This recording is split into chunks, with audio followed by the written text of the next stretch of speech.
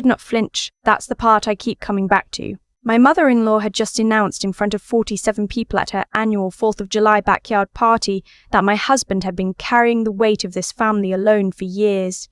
She raised her glass of Cabernet toward him like he was receiving a Medal of Honor, and I stood there holding a plate of food I hadn't touched, and I did not flinch. I smiled, actually, because I knew something every single person in that backyard did not.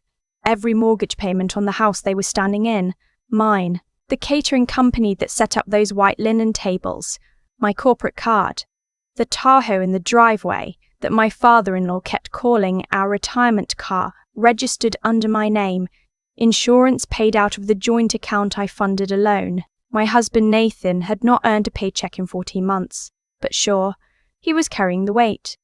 I set my plate down on a side table and took a slow sip of water.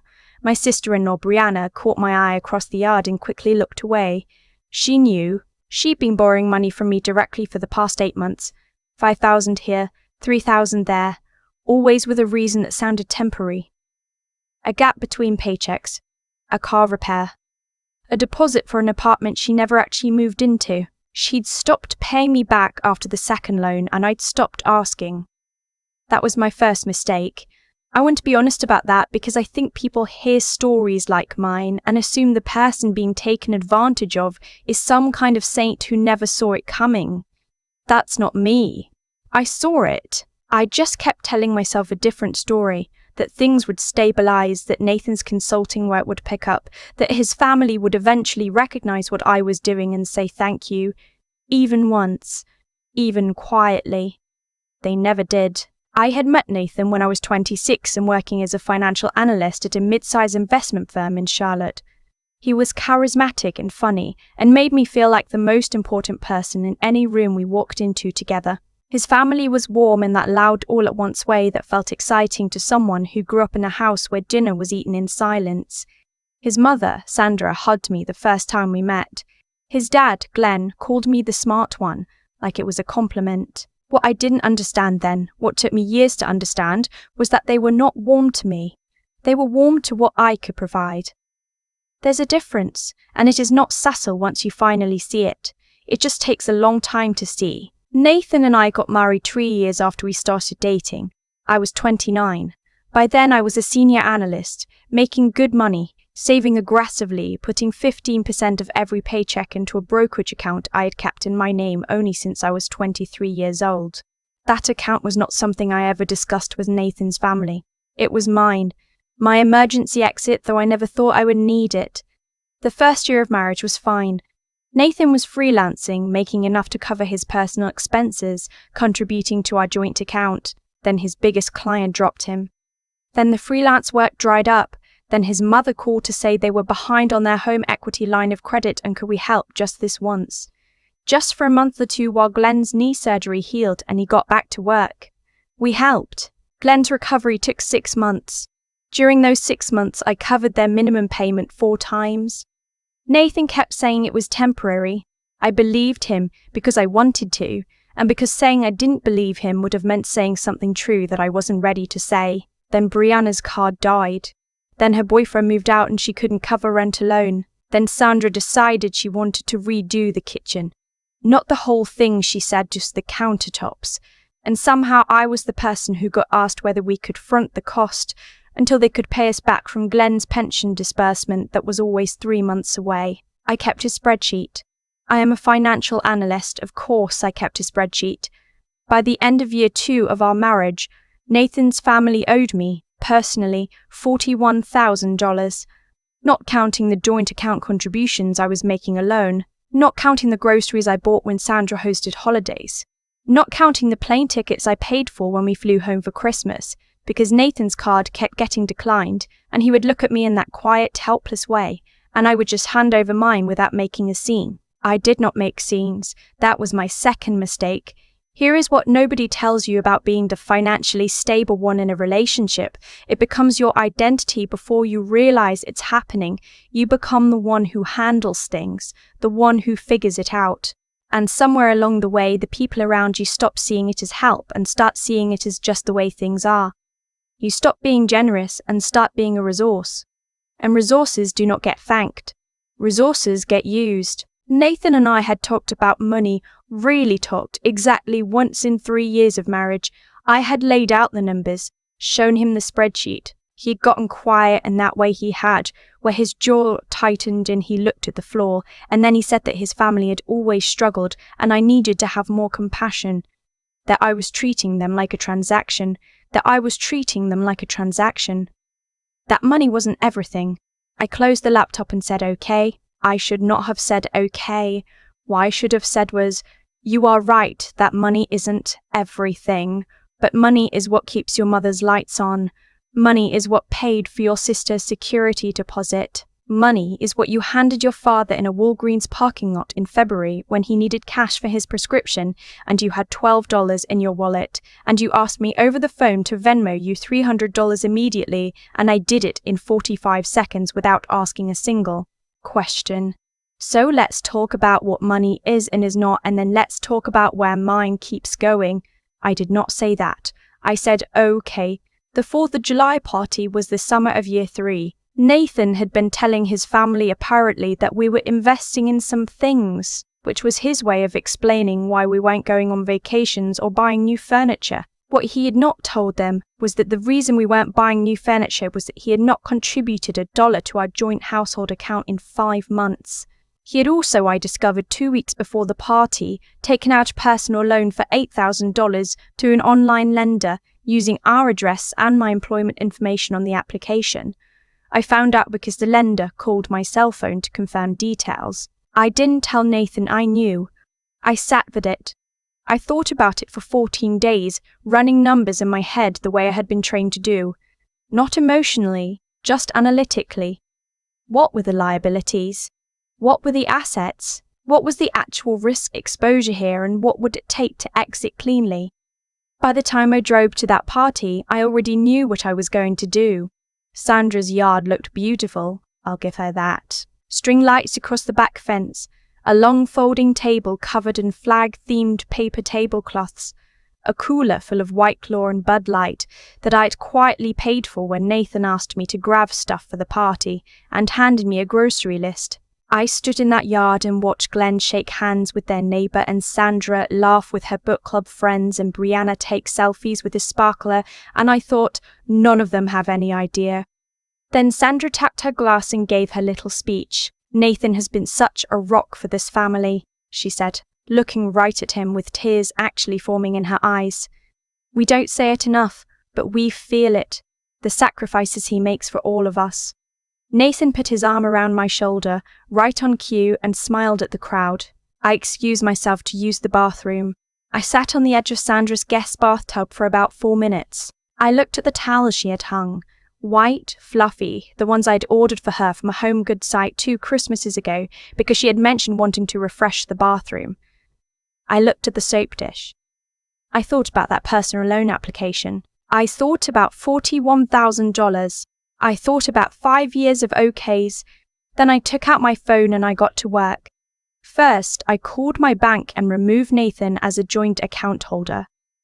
This was not a spontaneous decision. I had already spoken to a family law attorney in our state 2 weeks prior, and I had already opened a new individual checking account and transferred the majority of my direct deposit there. The joint account had a few $100s left in it. That was now Nathan's. Second, I logged into the account management portal for the cell phone plan. We had 4 lines, mine, Nathan's, and 2 lines I'd been paying for that belonged to Brianna and Glenn. I removed the 3 lines that were not mine. I kept mine.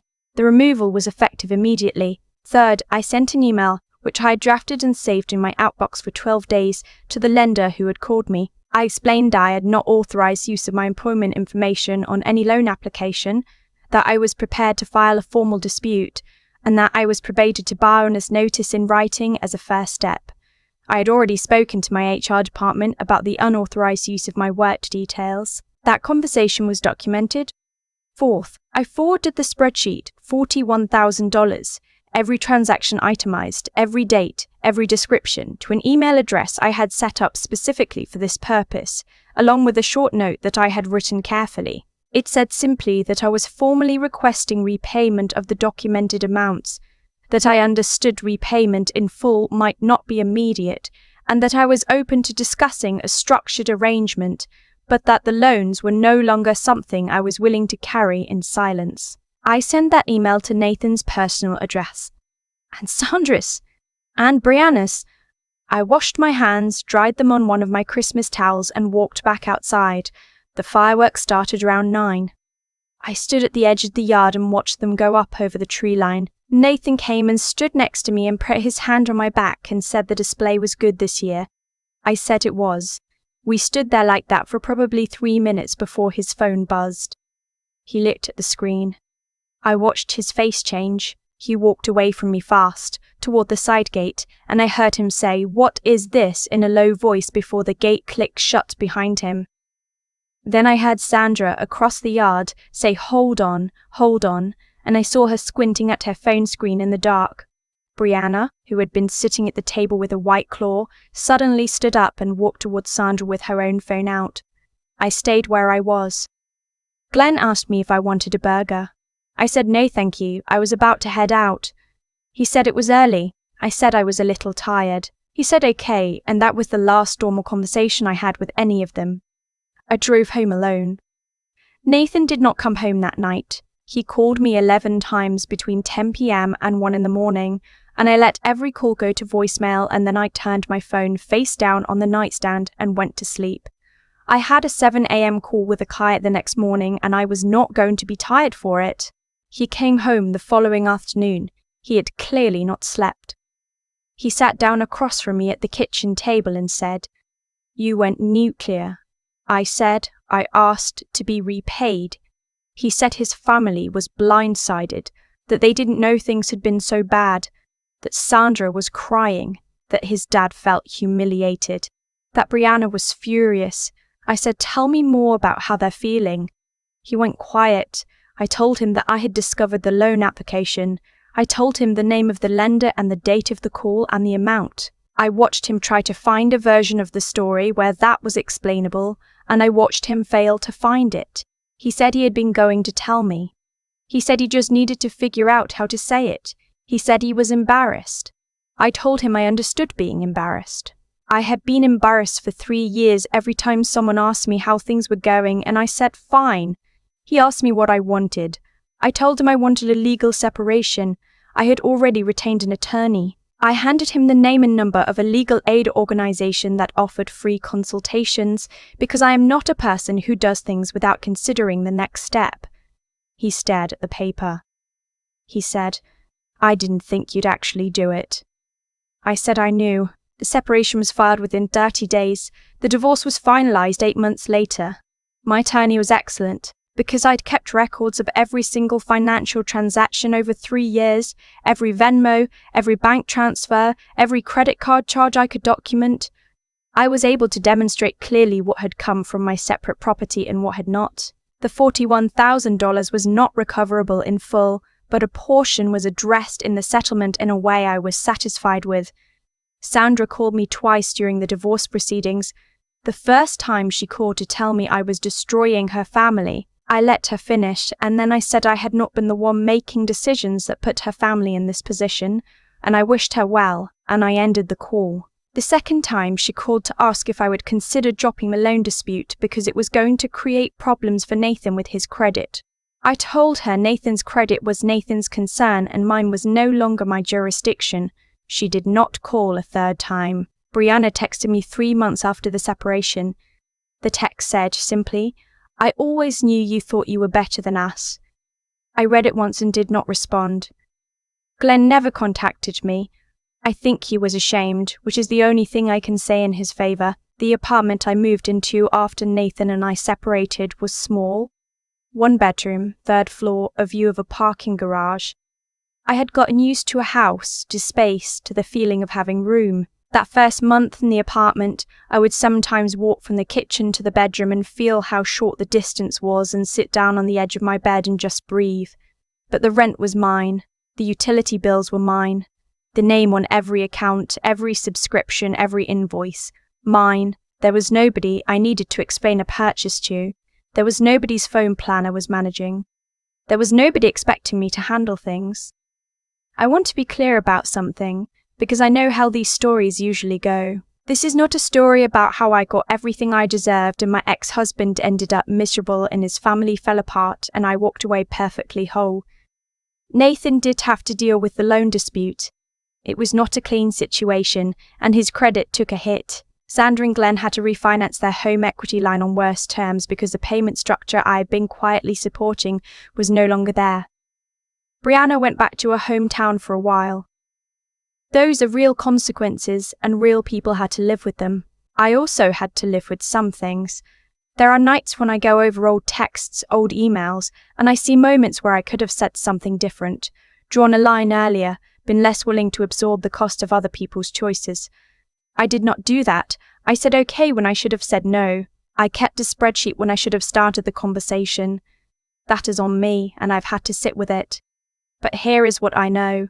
I had spent 3 years making myself smaller and quieter and more accommodating so that the people around me could be comfortable with who they were. I had translated my entire financial skill set into a support system for people who never once asked how I was doing.